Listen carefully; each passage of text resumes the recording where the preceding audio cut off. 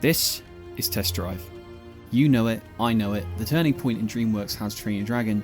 When you talk about moments that stand out to you in Western animation, you have your classics, A Leap of Faith, The Incinerator, basically the entire third act of Monsters Inc. All of these are fantastic picks. But if I was to pick the one moment which never fails to amaze me purely through the artistry behind it, it's Test Drive. The scene features just two characters who have been at odds with one another throughout most of the movie, a human and a dragon, something that shouldn't work and by sheer willpower does. It's a scene that highlights the beauty of Burke, a place personified in the opening monologue as 12 days north of hopeless and a few degrees south of freezing to death, located solidly on the meridian of misery, and yet is portrayed in this bright array of sunshine, clear blue waters and the natural landscape of the Isle of Burke, contrasted spectacularly to the black sheen of Toothless. Having Toothless stand out so vivid allows the audience to keep track of the pair throughout the various locations of the scene, a simple point illustrating the difference between the animated version and the live-action adaptation. The sequence is comprised of 3 stages: the flight, the fall, and the rise. Each is characterized through the use of 3 camera fundamentals. The first is dedicated to long swooping wide shots to simulate the feeling of flight.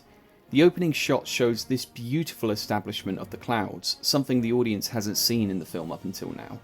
The introduction to this scene shows a style of filmmaking in which immerses the audience in the scene: elevation. You are whooshed up to the impossible heights, transition beautifully from the previous shot of Stoic, a character so rooted in his own philosophy planted firmly on the ground. The wide shot conveys freedom, adventure, and most of all, beauty. What Dean DeBlon and Chris Sanders were able to accomplish in this scene is masterful. Each cut of the camera keeps to the rule of thirds in filmmaking. Cuts are made with the intention of making sure the audience is never lost with the geography. Hiccup and Toothless appear through the use of a static shot as they rear upwards, meeting the audience. This shot allows the viewer to connect first with the scenery and then the subject. We hang with the two of them almost as if we're simulating a starting line. This is the least dynamic shot of the scene, allowing the audience to connect with the duo before the flight commences. The next is a slow trucking shot, contrasting Toothless with the scene. The decision to coat Toothless as this black as night figure was genius, allowing him to stand out in every scene. A tracking shot is used once again, routing the audience at the same speed as the subject, never deviating from this decision in the opening moments of the scene. Establishing the cheat sheet early on shows Hiccup's inability to live in the moment. It encompasses the frame, relating to Hiccup's state of mind. Shots focus primarily on Hiccup, both extreme close-up and mid-shots insinuate Hiccup's position in the dynamic. He is the rider, Toothless is merely a vehicle for him. Boom down and panning across establishes the pedal and the tail, once again only conveying Hiccup's point of view as the tail wing fans out. However, the camera then cuts drastically to show Toothless's reaction to the change of position of the wing. The camera's elevation has changed, leaving Hiccup and focusing on Toothless as he looks annoyed at having to operate for a human. His expression encompasses the screen, changing the dynamic of the subject. The scene is not just about Hiccup or Toothless, it's about symmetry. We then cut to a wide shot panning across the sky, showing the wingspan of Toothless. His silhouette covers the middle of the frame, funneling the audience's view to focus on one area as the scene pans to the left, before cutting to a mid-shot of Hiccup's back. We transition from the back of Toothless to the back of Hiccup, never synced between the two, separated. Hiccup looks back at the tail while Toothless angrily flies forward. Hiccup's mind is still preoccupied by the cheat sheet rather than trusting his instincts and working with Toothless as one. The geography of the shot transition with the shaky cam from the tail to the tracking shot is beautiful. The scene always makes sure to keep the subject's centre frame never being lost in the change of location. The first dramatic change in camera movement happens here while Hiccup constantly looks at the tail, flying back and forth with little control. Then the camera cuts to a tracking shot of Hiccup before pulling away to finally show the speed of the flight, allowing the audience to lead the subject and marvel at the scene as the music intensifies on the dive. 3 areas of filmmaking are working in tandem right now: the performance, the camera, and the music. They all start to work in unison when Hiccup states, "It's go time." It's the first instance of Hiccup leaving the cheat sheet to just feel the movement, reflected in the music and photography. The next shots convey both Toothless and Hiccup's state of mind. Toothless views the arch as a normal obstacle, giving it a side glance, while Hiccup focuses on it, showing the difference in ideologies from both characters. Hiccup is opening his eyes to a world never before seen by humans and is apprehensive but intrigued. The bird's eye view relates to the previous shot, showing the birds flying away, staying with the geography of the scene, and then just as the dynamic seems to be shifting, Hiccup becomes cocky and starts overthinking things as fast cuts to the duo crashing into pillars shows the loss of momentum in the flight. The camera always is acting as the third character in the scene. Gone is the smooth transitions, replaced instead with simple quick shots showing that loss of control. The next shot is another trucking shot where Toothless whacks Hiccup out of annoyance. The shot is prominently on Toothless, rooting the audience in his perspective as it's all Hiccup's fault. The way the direction conveys both annoyance from the character and audience allows Toothless to feel more like an active participant rather than a vehicle. Hiccup returns to the cheat sheet, stumbling on positioning once again. Cutting to a static bird's eye view as Hiccup and Toothless ascend to the sky. As Toothless envelops the screen, we cut to the sky once again before the duo emerge from the bottom of the screen, just like previously, never breaking that geography the audience has been tracking.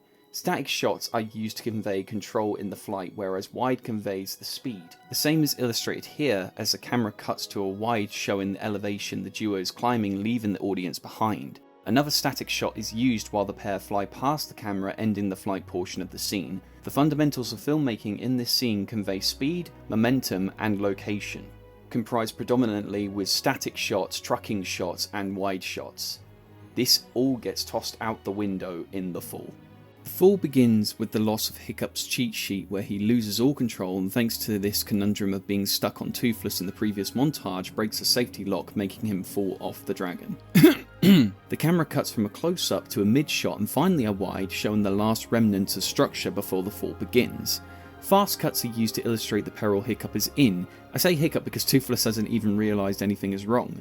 Yet another instance of the two of them not working in unison. Toothless realises, and for the first time panic appears on the pair's faces. It's ironic the first emotion they share with one another is the moment where they've both lost control. This is the genius of the fall. Both sides have to lose control to gain it back, which makes their eventual rise that more satisfying. Another static shot is used before a tracking shot engulfs the screen with Toothless's terror as the duo continue to fall. The geography of the camera slips as the scene becomes more frantic as each moment goes by. Cutting back up to Hiccup, we've lost the momentum of every shot leading into the next, rooting the audience in the unease of the moment. We track Hiccup as he falls past Toothless once again, not working in tandem with one another. The next shot is a tracking shot with a pan, attempting to connect the two as Hiccup finally communicates to Toothless rather than the sheet.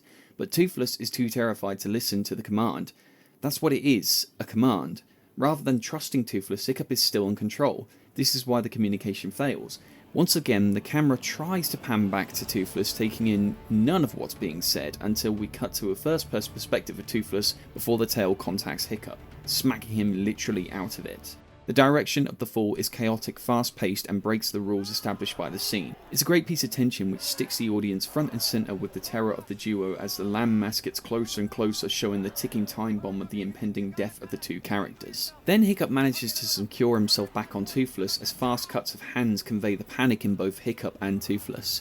Hiccup gains his composure and attaches himself to the saddle once more as the camera cuts to a wider Toothless falling faster and faster until BANG! We cut back to the composition of the first dive, which illustrates to the audience that Hiccup has gained control amongst the chaos until we come to my favourite shot of the sequence. After Hiccup wrenches up Toothless, the wings spread out with the power of the wind being carried behind them, showing the sheer speed of the flight as they were inches away from crashing into the trees. The static shot is amazing because it gravitates the audience back to the previous shot composition during the flight and just hangs there.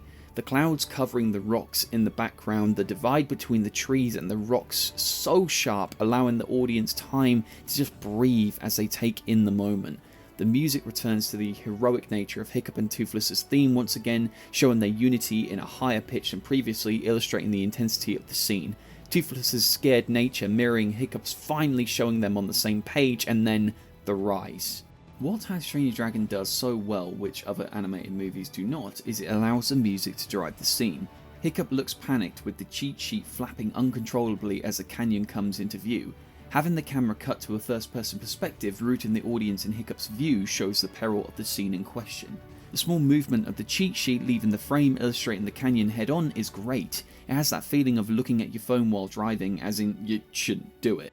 The camera then tracks the pair, finally sharing a shot as Hiccup throws away the sheet as his expression changes and the music crescendos. Pedal, tail, shot of both subjects, pull away to show the environment, tracking shot of both in the frame, sharing expressions, tracking shot of over the shoulder perspective, pedal, tail, tracking shot of the two in unison at the correct elevation. Hiccup, pan down to pedal, not even looking to see if he's right. This transition I love. The duo do a barrel roll as the camera performs an arc before leading into both their expressions. The loop completes but doesn't disorient the audience thanks to the crash zoom. Wide shot of the geometry of the canyon while tracking the duo. Front shot of the two in unison. Back shot of the two in unison. And breathe. Shot cuts to a wide as they emerge from the clouds as the music concludes. Hiccup celebrates as Toothless blows fire in front of them, both completing the baptism of fire.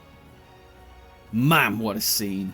The Rise implements all types of shot composition used previously but in a structured manner, mirroring the two characters at the end of the scene, implementing sharp cuts, wides, statics and tracking in order to gain a picture of the scene. In a 2-minute scene, the filmmakers are able to establish a rocky relationship which blossoms into two friends finally seeing eye to eye. It manages to keep the geography consistent from start to finish while implementing multiple shot types and geometry. It manages to merge both Hiccup's theme and Toothless's theme into one, creating an iconic score and implementing humour, tension and beauty throughout.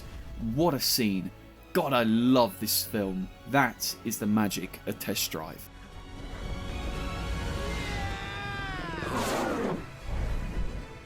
Come on.